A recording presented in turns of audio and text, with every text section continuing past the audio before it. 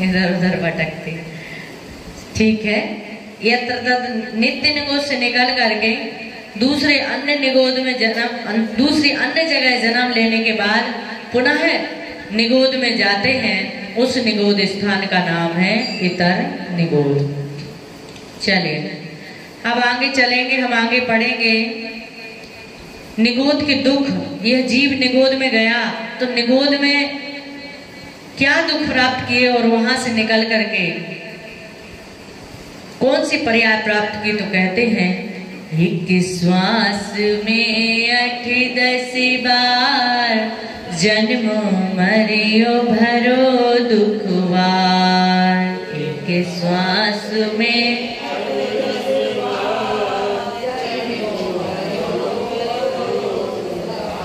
निकस भूमि जल पावक भयो,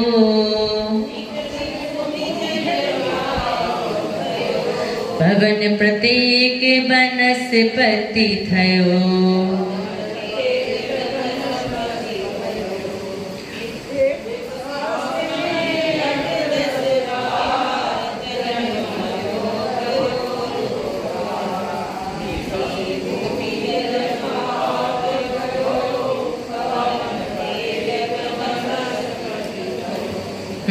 एक नहीं, एक श्वास में 8-10 बार ये जीव एक श्वास में 8-10 बार 18 बार जन्म लेता है और 18 बार मरण को प्राप्त होता है।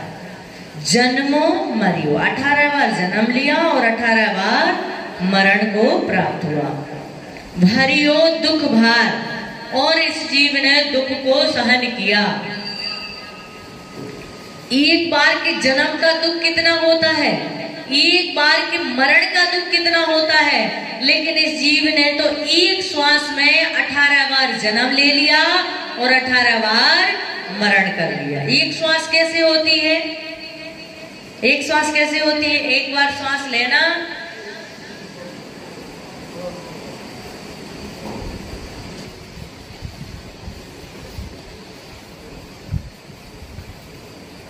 सहज, जल्दी लेना नहीं है और जल्दी छोड़ना नहीं है। मतलब सहज जो सांस होती है आती है, स्वस्थ व्यक्ति की जो सांस होती है जाती है और नीचे आती है। उतना जितना एक श्वास में जितना समय लगता है उतने समय में इस जीव ने 18 बार जन्म भी ले लिया और 18 बार मरण को प्राप्त हो गया।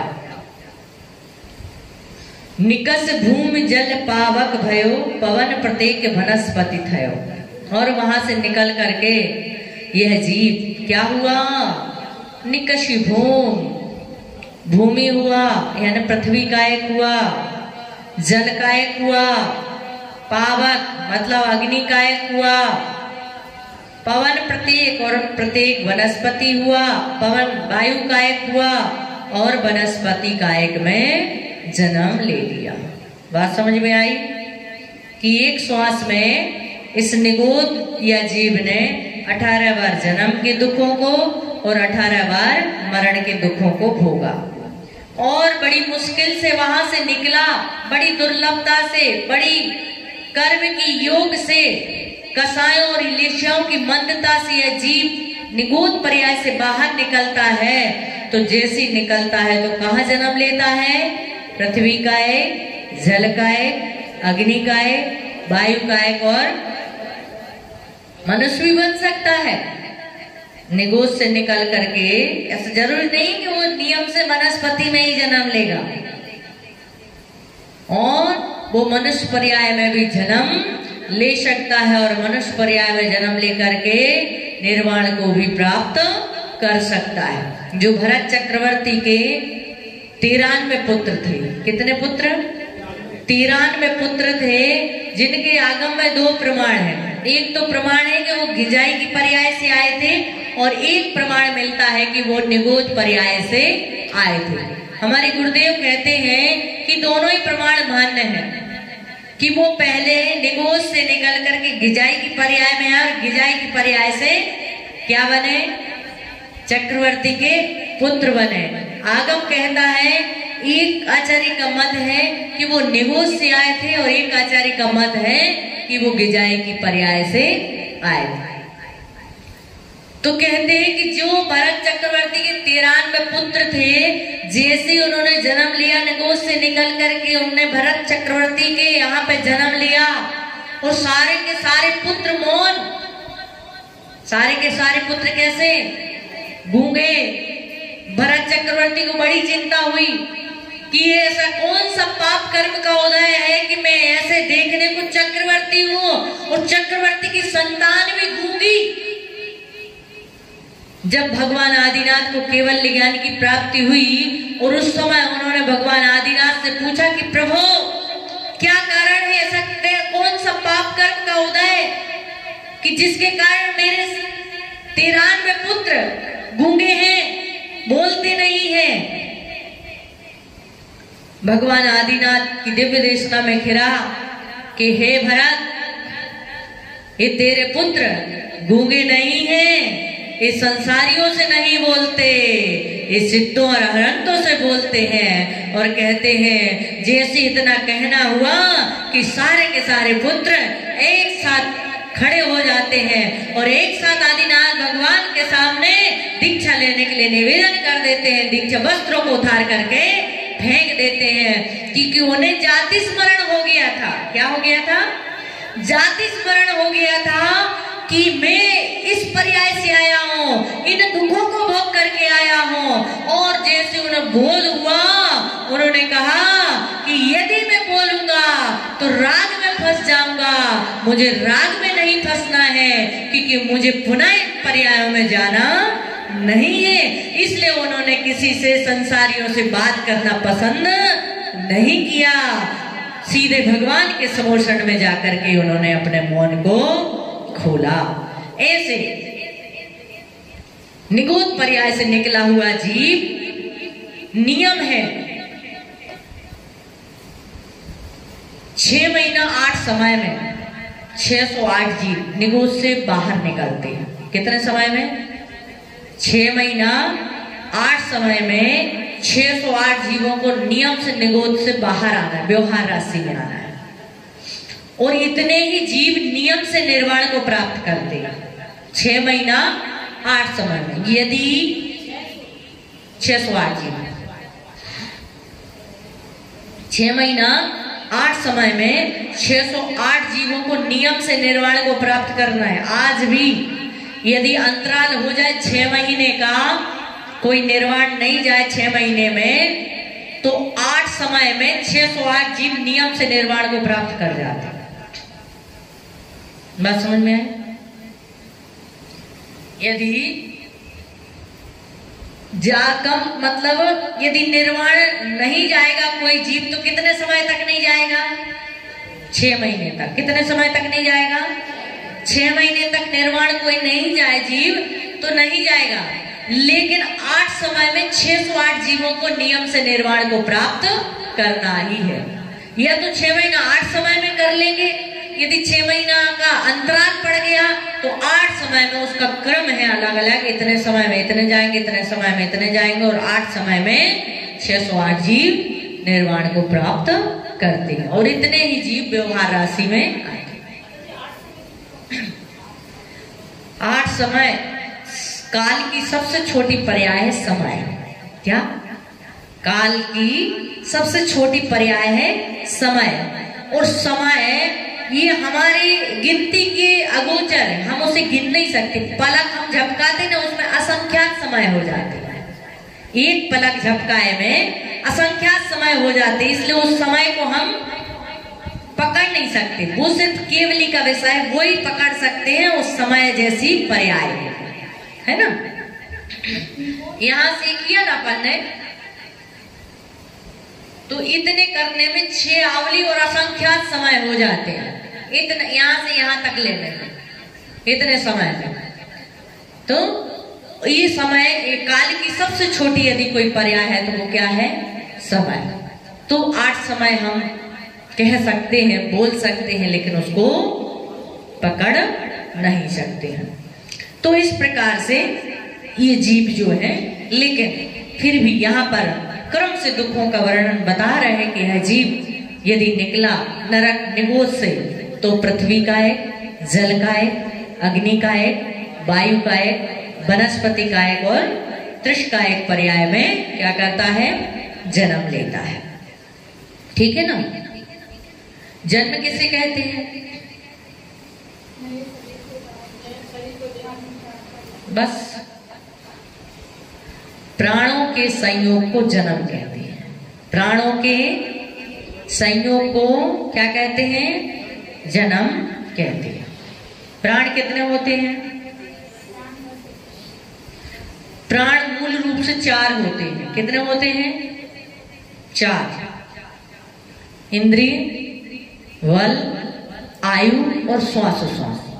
अब जैसे जैसे जितनी जितनी इंद्रियां उसकी बढ़ेगी वैसे वैसे उसके प्राण बढ़ते जाएंगे। मनुष्य के 10 प्राण होते हैं, लेकिन सबके 10 प्राण होते हैं तो ऐसी बात नहीं है। देवों के, नारिकियों के 10 प्राण होते हैं, लेकिन त्रियंचों, सभी त्रियंचों के 10 प्राण होते हैं तो ऐसा नहीं है। मूल रूप में 4 प्राण होते हैं। कितने प्राण होते हैं? 4। कौन कौन से?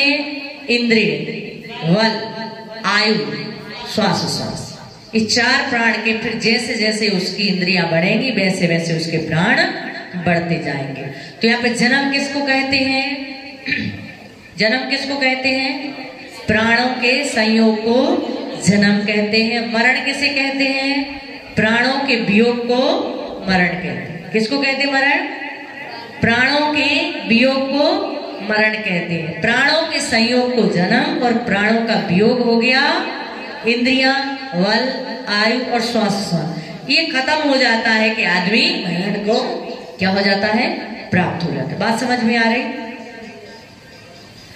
तो प्राण, एक इंद्रिय के कितने प्राण होते हैं? एक इंद्रिय के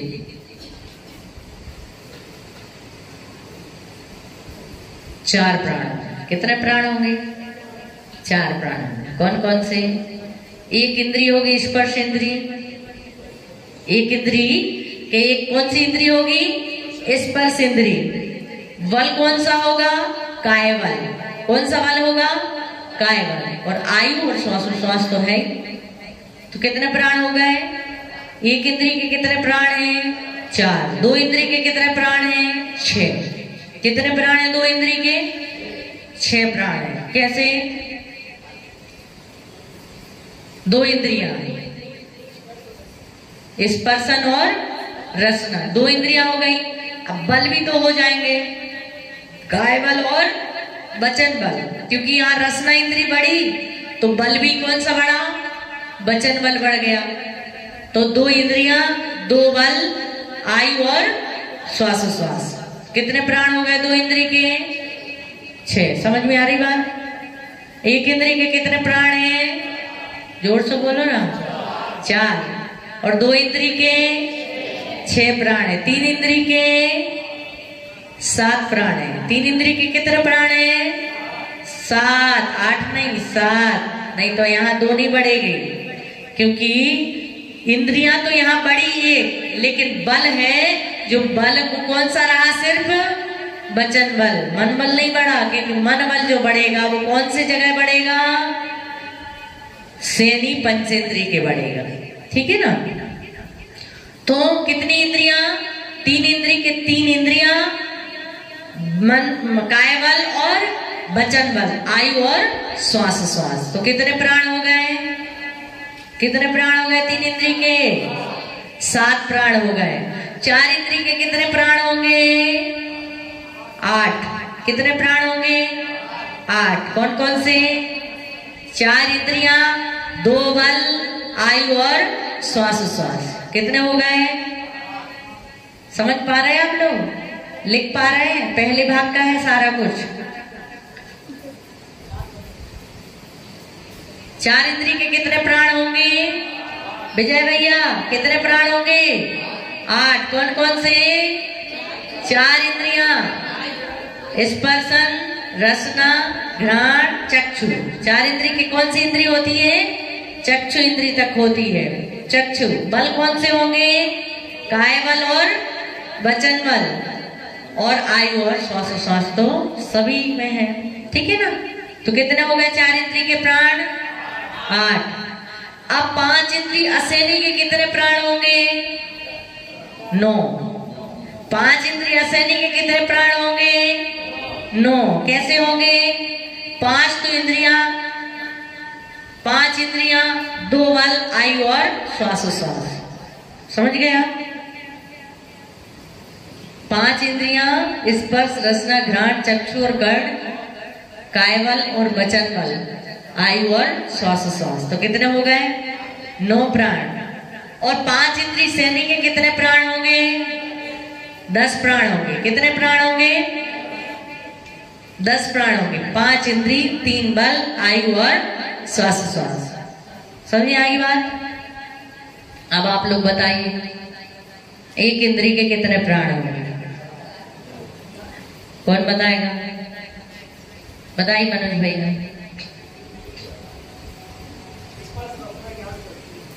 स्पर्श, रसना, घ्राण, चक्षु, एक इंद्रिय के, एक इंद्रिय के, एक इंद्रिय के कितने प्राण होंगे? 4। कौन कौन से? पहले तो ये चीज को ध्यान में रख लो कि प्राण मूल में 4 होते हैं, इंद्रिय, बल, आयु और श्वासोश्वास। तो एक जितनी जितनी इंद्रियां बढ़ेंगी वो क्वांटिटी बढ़ती जाएगी, बल बढ़ते जाएंगे, ठीक है ना। तो कितने प्राण होते एक इंद्रिय के? बताइए भाभी, कौन कौन से? पीछे वाली भाभी, कोई भी बता दो। आप लोग सेवा करने आओ, सेवा करो, आहार दो तो नाम याद हो जाए, है ना। अब जैसे आशा भाभी, इनका नाम याद है हमें, नीलिमा कौन नाम है पता नहीं, नीलम, बस एक मोना, ये 2-3 नाम तो याद ही है बस, क्योंकि ये 2 दिन लोग दिखते हैं 4 महीने में।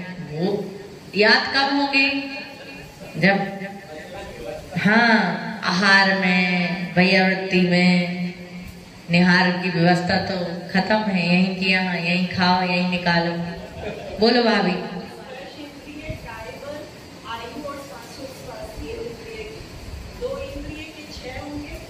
बस बस बस, 2 इंद्रिय के हम दूसरे से पूछेंगे। 2 इंद्रिय के प्राण कितने होते हैं? 6 प्राण होते। बोलिए भाभी। 2 इंद्रिय,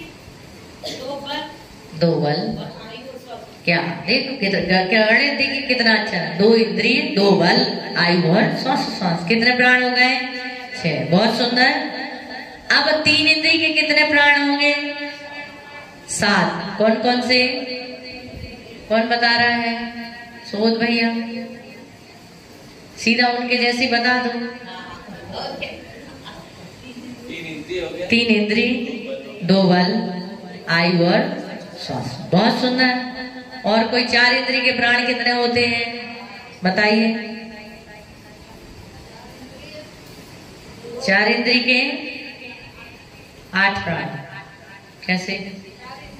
4 इंद्रिय, 2 बल, आयु और बहुत सुंदर। बोलिए भाभी जी आप, 5 इंद्रिय कितने प्राण होंगे? असैनी के पीछे वाली, आप चश्मे वाली, काला चश्मा, गोरा कौन सा है, जो भी।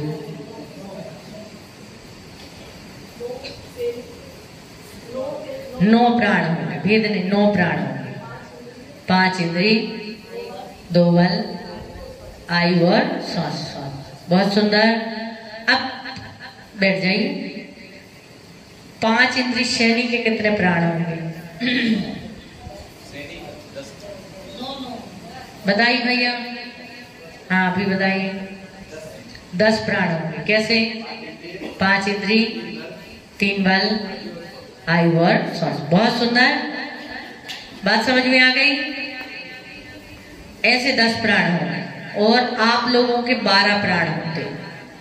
आप लोगों के 12 प्राण होते। आगम 10 प्राण तो है ही, लेकिन आचार्यों ने अन्न को 11वां प्राण कहा है। अन्न को कौन सा प्राण कहा है? 11वां। लिख लीजिए, अन्न को 11वां प्राण कहा है और धन को 12वां प्राण कहा है। हंसने की बात नहीं है, आगम में है, आप पढ़ लेना।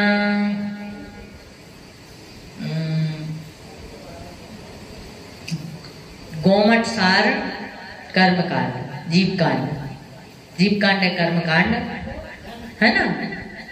तो अन्न को कौन सा प्राण लिया है? 11वां प्राण, और धन को 12वां, क्योंकि अन्न के बिना भी जीवन चलता नहीं है। कितने दिन, महीना, 2 महीना, 4 महीना, इससे ज्यादा आदमी उसके बाद तो निर्वांति स्वाहा हो जाता है। मतलब अन्न से हमें ऊर्जा मिलती है, अन्न से हमें शक्ति मिलती है, अन्न से हमें प्राण मिलते हैं, है ना, जीने की बजाय मिलती है। तो इसलिए अन्न को कौन सा प्राण कहा है? 11वां। और धन के बिना भी आप लोग निर्धन हैं, धन के बिना भी कैसे हैं? यदि धन के अभाव में कितने लोग मरण को प्राप्त हो जाते हैं। इसलिए धन को भी कौन सा प्राण कहा है? एक बार व्यक्ति खाना छोड़ देगा लेकिन धन कमाना नहीं छोड़ता। सुबह का खाना शाम को खाएगा लेकिन दुकान जाना नहीं छोड़ेगा। सीजन होता है तैसे ही होता है ना, सुबह से चले जाते चाय पी करके, पता चला कि रात के 11 बजे आ रहे हैं, और कितने बार तो वो भी नसीब नहीं हो पाता है। बिजू भैया के साथ ऐसे ही होता है। हाँ, ऐसा होता। अब रात्रि किसी का भोजन का त्याग है और शाम हो गई, मिले ही नहीं, फुर्सत ही नहीं मिली, तो पूरा दिन का क्या हो जाता है? उपास हो जाता है।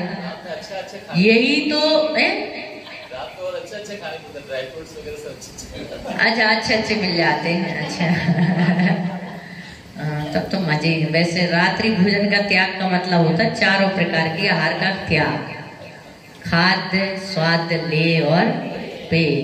अभी लोग रोटी का तो त्याग कर देते हैं, बाकी सब चलता रहता है ना, ऐसा जो।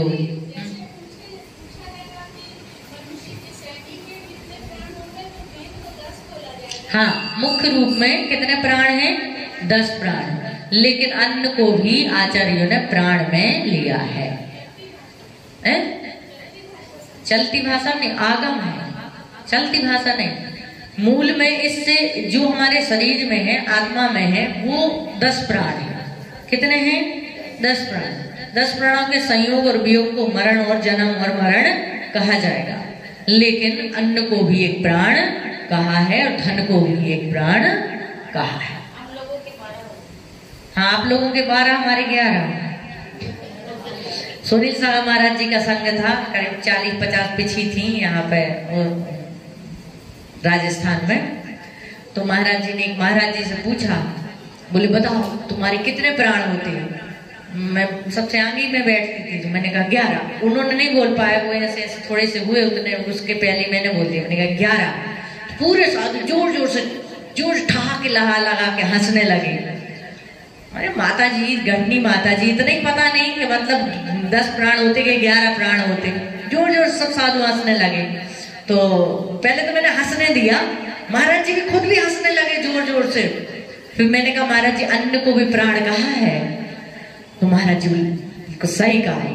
फिर उन्होंने आगम भी निकाला, फिर सब साधुओं को बताया भी, गाथा भी सुनाई। फिर उन्होंने गाथा, उनको तो गाथा भी याद थी, तो उन्होंने पूरी गाथा भी सुनाई कि ये गाथा ऐसे इसमें गाथा है ना। तो कितने बार ऐसा भी हो जाता है। बात समझ में आ गई? तब लोग कितने ज्ञानी बन गए हमारे जैसे। प्राण कितने होते हैं आप लोगों के? 12। चलिए, अब इतनी बात समझ में आ गई सबको? प्राण कितने होते हैं? मूल में 4। कितने प्राण होते हैं? 4। कौन कौन से? इंद्रिय, बल, आयु और श्वासोच्छ्वास, ठीक है ना। स्थावर कितने होते हैं? 5। कौन कौन से? पृथ्वी का है,